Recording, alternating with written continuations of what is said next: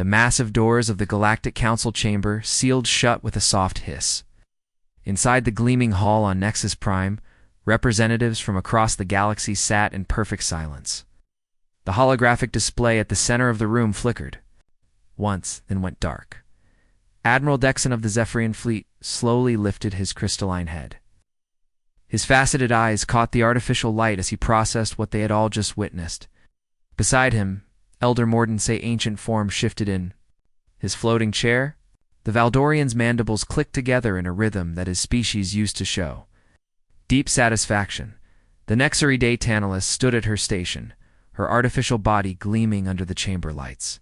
When she spoke, her synthetic voice carried clearly to every corner of the vast room. Confirmed. Sol system shows no energy signatures, no transmissions detected, no life signs registered.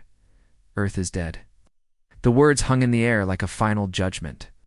Around the chamber, representatives from dozens of species began to stir. Some whispered to their aides, others activated their communication devices. A few simply sat back in their seats with visible relief. Within hours, the news traveled faster than light across the galaxy's quantum communication networks. On every civilized world, the message was the same. Humanity was gone. The young, aggressive species that had forced its way into galactic politics was finally silent. For decades, the established powers had watched with growing discomfort as humans expanded their territory with brutal efficiency. Their ships were crude but effective. Their diplomacy was direct to the point of rudeness. They refused to follow the careful protocols that had kept peace in the galaxy for millennia, where other species negotiated for decades before claiming a single star system. Humans simply arrived with colony ships and defense platforms, where others followed ancient trade agreements. Humans offered better deals and took the business, where others respected the traditional boundaries between civilizations. Humans asked uncomfortable questions about why those boundaries existed.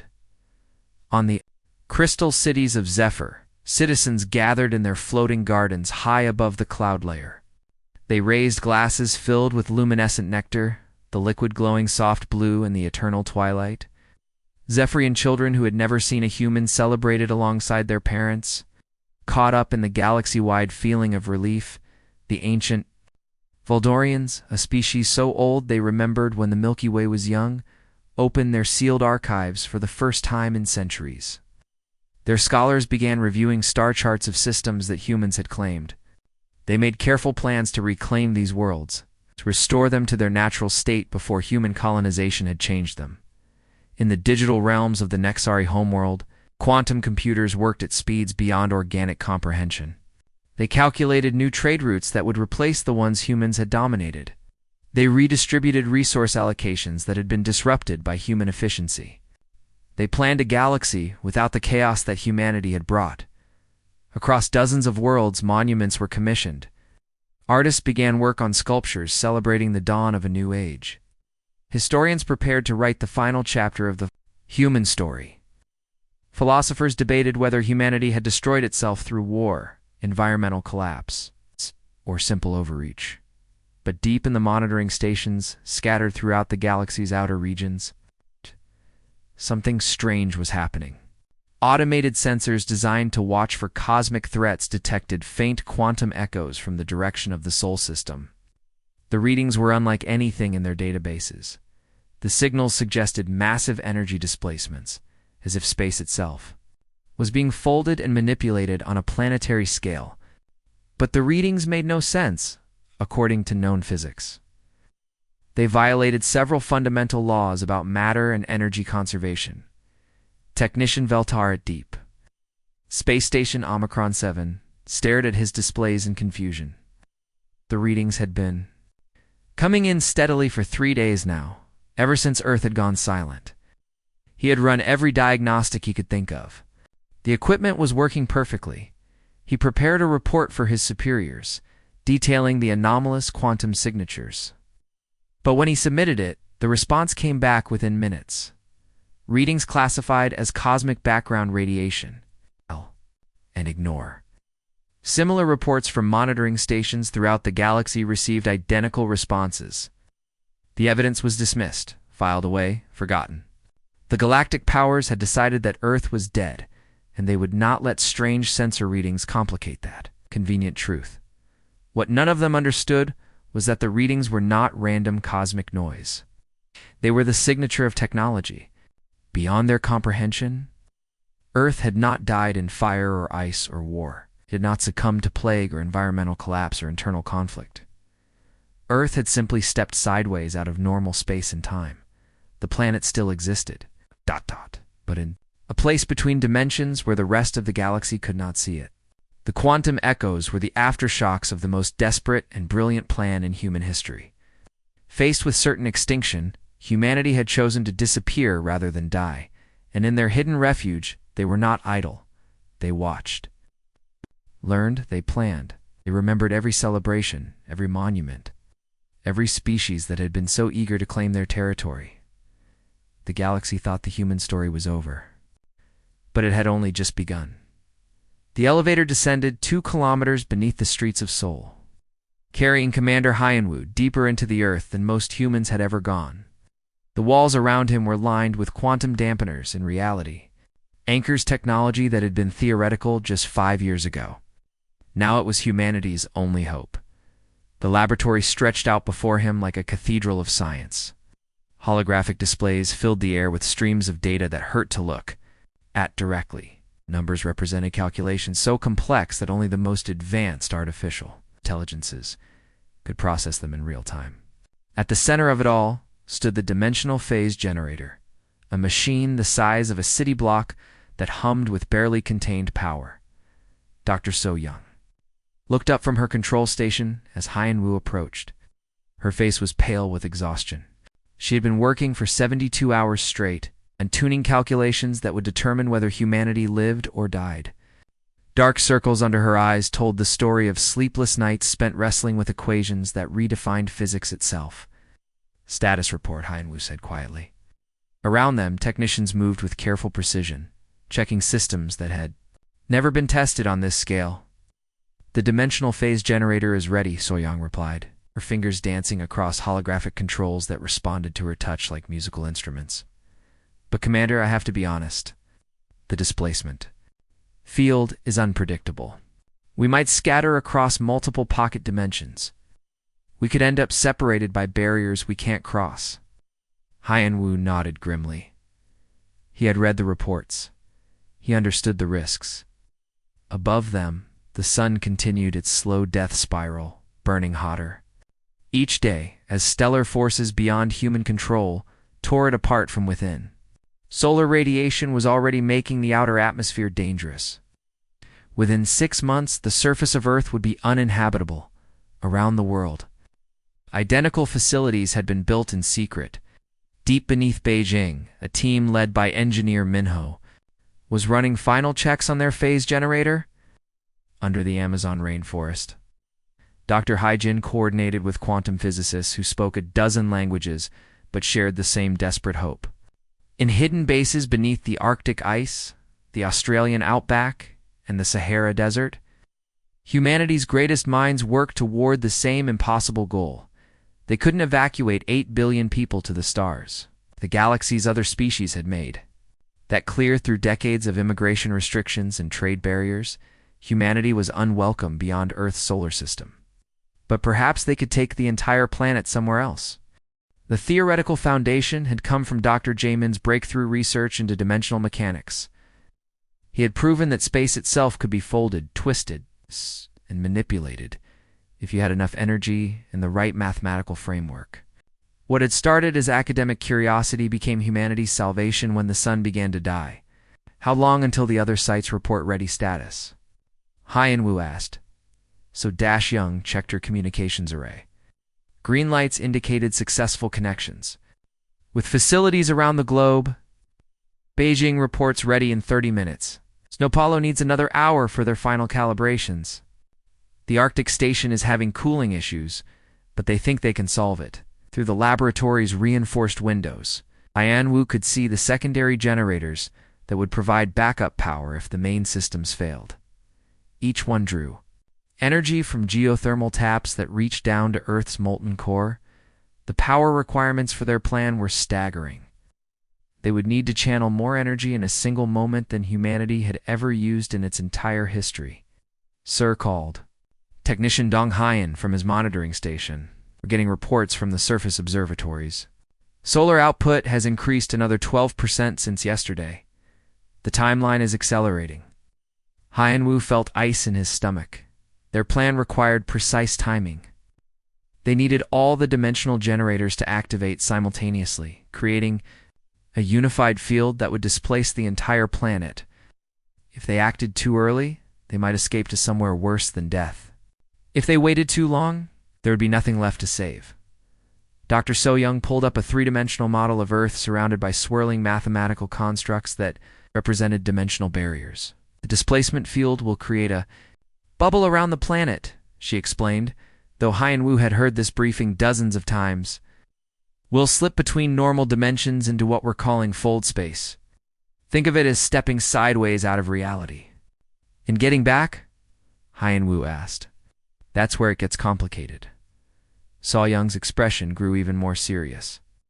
We'll be able to observe normal space from fold space, but returning will require recalibrating the entire system. Take decades to develop the technology. Around them, the laboratory hummed with activity. Technicians ran final diagnostics on equipment that had never been tested at full power. Engineers checked fuel lines that would feed plasma directly from fusion reactors into the dimensional generators. Communications specialists maintained contact with the other sites, coordinating humanity's last desperate gamble. The irony was not lost on Hyen-Woo. Humanity had spent centuries reaching for the stars, only to find themselves unwelcome there. Now they would disappear entirely, stepping out of the universe that had rejected them. They would become ghosts watching from the spaces between realities. All stations report ready, So-Young announced. Her voice carried across the laboratory, and every head turned toward her. We can begin the sequence on your command. Hyen-Woo looked around at the faces of the people who had made this moment possible. Scientists, engineers, technicians, who had worked miracles to give their species one final chance. Above them, 8 billion people went about their lives, most of them unaware that their world was about to vanish. Begin the sequence, he ordered. The machine began to sing. Asteroid. Mining platform Kepler-7 had operated without incident for 43 years. The Zephyrian overseers maintained strict schedules, and the human workers followed orders without question. Neural control collars made sure of that. Overseer Kethel floated in his command pod. Watching the daily mining reports scroll across his crystalline display, below on the platform dozens of humans worked the extraction equipment, their movements precise and emotionless. The collars around their necks glowed with soft blue light, suppressing their natural human aggression and creativity. These weren't the original colonists who had settled Kepler 4-4 to be decades ago. Those humans had been properly processed years ago. These were their children and grandchildren, born into servitude, raised to believe that serving the Zephyrians was their natural purpose in life. The day shift was proceeding normally when space twisted.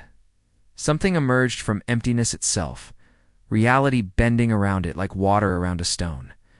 Kethel's multiple eyes focused on the impossible sight. The ship that materialized was unlike anything in the Zephyrian database. Where human vessels had once been bulky and industrial, this craft was sleek as a blade.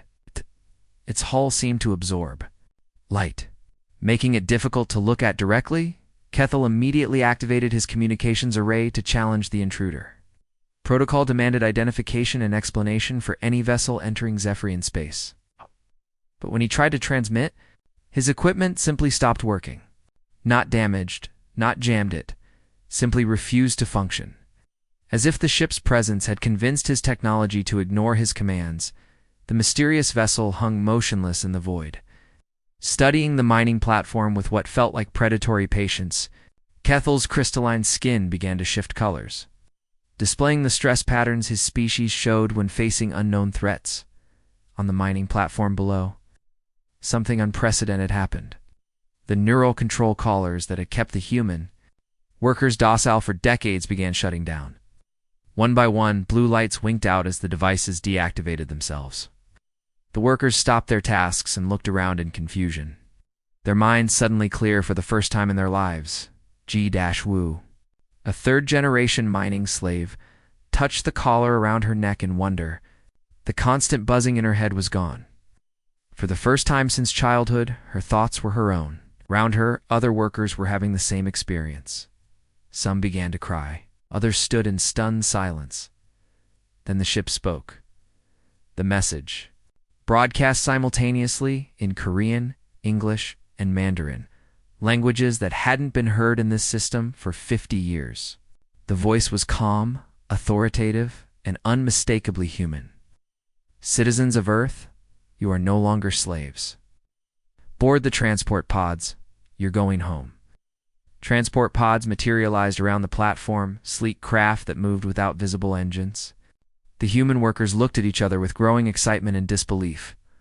Home. The word had been forbidden for so long that some of the younger ones had forgotten what it meant. Kethel tried desperately to activate security protocols, but his systems continued to ignore him. He watched helplessly as the humans he had controlled for decades walked calmly toward the transport pods. None of them looked back. Within hours, reports began flooding into the Galactic Council from across the galaxy. On Valder-controlled worlds, human settlements that had been strip-mined for resources found themselves suddenly defended by ships that appeared from nowhere. Nexary data processing facilities where humans served as biological computers discovered there. Security systems had been turned against them. The pattern was always the same. Ships that bent physics around them would arrive without warning. Defense grids would fail. Weapons would refuse to fire. And humans, who had been slaves, workers, or worse, would simply disappear into vessels that vanished as quickly as they had come. In the Galactic Council chambers, on Nexus Prime, Elder Morden's ancient composure finally cracked. The Valdorian had lived for 3,000 years, had seen civilizations rise and fall, but nothing had prepared him for this. His mandibles clacked frantically as he tried to process the incoming reports. Impossible, stated the Nexari representative, her synthetic voice sharp with confusion. Humans are extinct. Our calculations were perfect. We confirmed their extinction 50 years ago. The chamber's main display flickered, and suddenly they were no longer looking at star charts and tactical reports. A human face filled the screen, the features unmistakably belonging to the supposedly extinct species.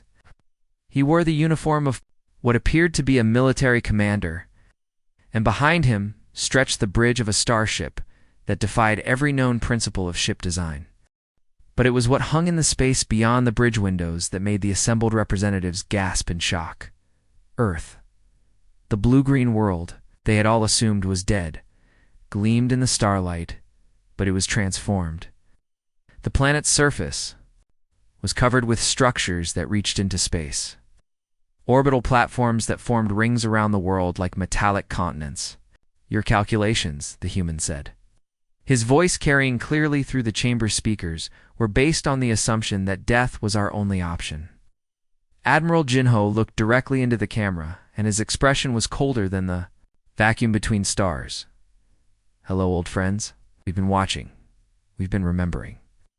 And now we've come back to collect what's ours. The transmission ended, leaving the Galactic Council in stunned silence. Outside the chamber windows, the stars seemed different somehow, as if the universe itself had changed while they weren't paying attention. Humanity had returned. They were no longer the crude, aggressive species the galaxy remembered. They had become something far more dangerous, patient, advanced, and utterly unforgiving. The celebration of Earth's death was over. The reckoning had begun. Admiral Vexan of the Zephyrian fleet had never lost a battle in 3 centuries of service. His crystalline form reflected the bridge lights as he stood before the tactical display, watching his ships move into position. 27 vessels of the line, each one a masterpiece of Zephyrian engineering, one armed with weapons that could crack planets. The human ships that had appeared in Zephyrian space were outnumbered 5-1. They looked sleek and advanced, but numbers were numbers. The Exxon had fought the crude human vessels decades ago. He remembered their simple tactics and brute force approach to warfare. "All ships prepare to engage," Vexan commanded. Officer, a young Zephyrian named Velkin, worked the targeting systems with practiced efficiency. The first salvo should have been devastating. 27 ships firing at once could level a small moon. But as Vexan watched in growing horror, his weapon systems began targeting his own fleet instead of the human vessels. The ZFS Crystal Wind turned its main guns on the Prism's edge. The shots were perfectly calculated, striking the escort ship's engine pods and leaving it drifting but intact. The Stellar Harmony fired on the Light Dancer, disabling its weapons but not destroying the crew. "Sir, our targeting systems have been compromised," Velkin reported, his voice high with panic. "The weapons are firing on our own ships." Vexan tried to override the systems manually, but every control surface on his bridge simply ignored his commands. His ship's computer was responding to someone else entirely. Then the human voice crackled over the comm system, speaking perfect Zephyrian, with an accent that suggested years of study. "Admiral Vexan, this is Captain Dongjun of the Earth vessel. Remembrance, please stand down your weapons." "How are you doing this?" Vexan demanded, his crystalline skin shifting to deep red patterns of rage and fear. "We had 50 years to study every signal you transmitted, every tactical doctrine you employed, every weakness you revealed."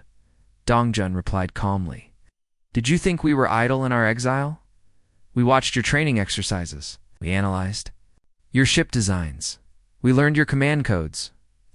Your own vessels are more loyal to us than to you." Across the galaxy, similar scenes played out on world after world. On the ancient planet of Valdor Prime, the defense networks that had protected the homeworld for millennia suddenly turned against their creators. Gun batteries that had been built when humans were still discovering fire now targeted Valdorian military installations with surgical precision. Commander Yulter of Valdor Defense Command watched his screens in disbelief as his own planetary shields began selectively allowing human ships through while blocking Valdorian reinforcements. The ancient code that ran the defense systems had been rewritten from within. "This is impossible," Yulter muttered. "These systems are 10,000 years old. No outsider could possibly understand their architecture." But the humans who had grown up in exile had spent decades studying captured Valdorian technology. They had learned the ancient programming languages that even most Valdorians had forgotten. They understood the defense networks better than their builders. The message was becoming clear across the galaxy. Humanity had not spent their exile hiding in fear. They had used every moment to study their enemies, to learn their weaknesses, to prepare for this day. But it was the encounter at the Nexari core worlds that truly demonstrated how far humanity had advanced. The Nexari considered themselves the most technologically sophisticated species in the galaxy. Their weapons could manipulate the fundamental forces of reality itself. Captain Yongji brought the Soul's fury into Nexari space alone, a single ship against an entire star system of defenses. The Nexari response was immediate and overwhelming.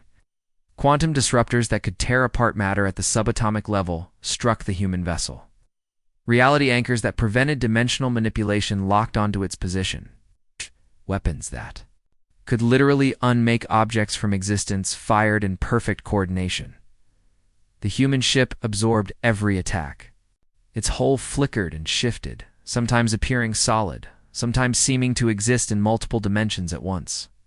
The Nexari weapons struck empty space as the vessel stepped between realities. Then Yanji struck back. The response was not a weapon in any sense the Nexari understood. It was more like the universe itself deciding that something should not exist. The moon of Nexar Prime, a celestial body that had orbited the homeworld for billions of years, simply ceased to be. Not destroyed by explosions or torn apart by gravity, was erased as completely as if it had never existed. The Nexari Council stared at their screens in shock. Where their moon had been, there was nothing. Not debris, not dust, not even empty. Space that remembered something had once been there. The gravitational effects, the tidal influences, the historical records, all of it was gone, as if reality had been edited. "How," whispered the Nexari Supreme Calculator, her artificial mind. Struggling to process what she had witnessed, Yunji's voice reached them across the impossible distance, calm and matter-of-fact. We learned to step outside reality during our exile. We can step back in anywhere we choose. We can edit the universe itself. The demonstration was complete. Across the galaxy, species that had celebrated humanity's extinction now understood the truth. The humans had not died. They had evolved. They had spent 50 years becoming something far more dangerous than the crude, aggressive species. The galaxy remembered. They had become patient. They had become precise. And they had become absolutely, terrifyingly unstoppable. The reckoning had begun. The formal surrender documents were never signed. No treaties were negotiated in grand halls with ceremonial pens and historic handshakes. The galaxy's submission to humanity came through something far simpler and more absolute. The recognition that resistance was pointless. One by one. Great powers of the galaxy sent messages to Earth.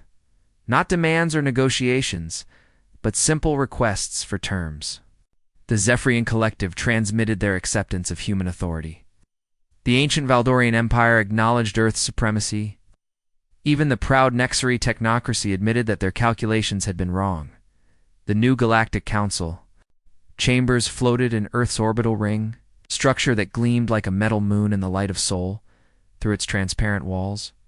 Representatives from across the galaxy could see the transformed planet below.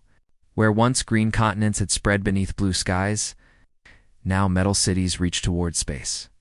Connected by bridges of light and energy, Admiral Ginho stood at the central podium, looking out at the assembled delegates. 50 years of exile had changed him.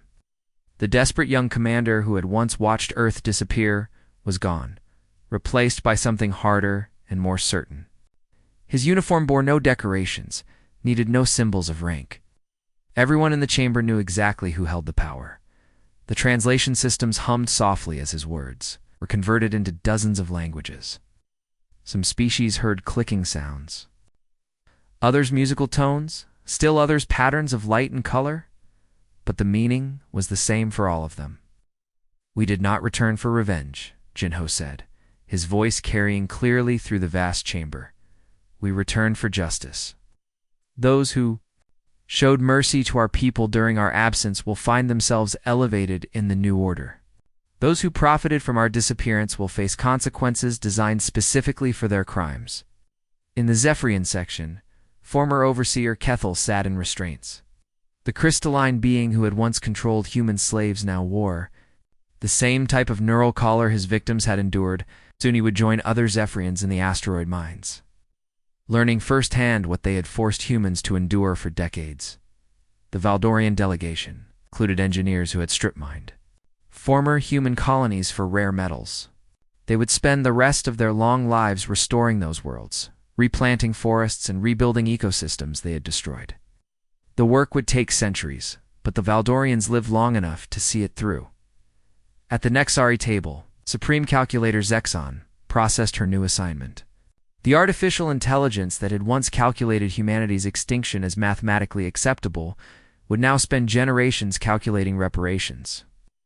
Every human who had suffered under alien rule, every family that had been separated, every life that had been lost. All of it would be quantified and repaid with interest. The session continued for hours as Jinho outlined the new galactic order. Species that had helped human refugees during the Dark Years found themselves granted preferred trade status and protection. Those that had remained neutral faced careful evaluation of their actions. Those that had actively participated in exploiting humanity's absence learned that their debts would be paid in full. As the formal proceedings ended and the delegates began to file out, Jinho remained at the podium. His aide, Lieutenant Minsu, approached quietly. The younger man had been born during the exile, had grown up in the space between dimensions, and his perspective on the galaxy was shaped by 50 years of watching from the shadows. "Sir Minsu said quietly, "Some of the younger species are asking what happens now. The ones that weren't involved in the original celebrations, they want to know if Earth will be merciful." Through the chamber's vast windows, Ships from across the galaxy could be seen approaching Earth's orbital platforms. But these weren't warships or merchant vessels. They were diplomatic shuttles and supply ships carrying representatives who sought Earth's approval for everything from trade agreements to territorial disputes. The galaxy had learned to ask permission. Jinho watched the traffic patterns around Earth's orbital ring. Ships waited in careful lines for clearance to approach. Navigation beacons guided them along paths that Earth's controllers had designated. The chaotic, dangerous galaxy of 50 years ago had been replaced by something more orderly, more predictable, more human. "Tell them," he said finally, his reflection visible in the transparent walls, "that we learned something important during our exile. The galaxy is a dangerous place for species that are not careful. Some mistakes cannot be undone. Some enemies cannot be forgotten." He paused, considering his words carefully. Below them, Earth's transformed surface gleamed with the light of fusion reactors and quantum generators.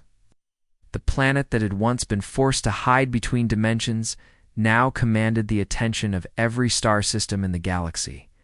"And some species," Jinho continued, "are simply too dangerous to count as extinct." Minsu nodded, understanding the message he would carry to the waiting delegates. The galaxy had assumed humanity was gone and had celebrated that assumption. They had learned too late that human extinction was not something to celebrate, but something to fear. As the orbital platform continued its slow rotation around Earth, the stars seemed to acknowledge the new reality. Humanity had returned not as the young, aggressive species the galaxy remembered, but as something far more patient, far more dangerous, and far more permanent. The age of human mercy had begun. And mercy, the galaxy was learning, could be more terrifying than any war.